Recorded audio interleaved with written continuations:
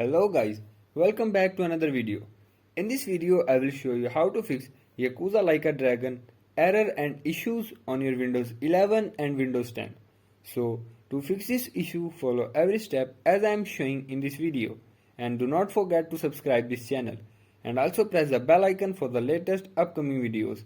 Hope so this will fix your problem and help you a lot.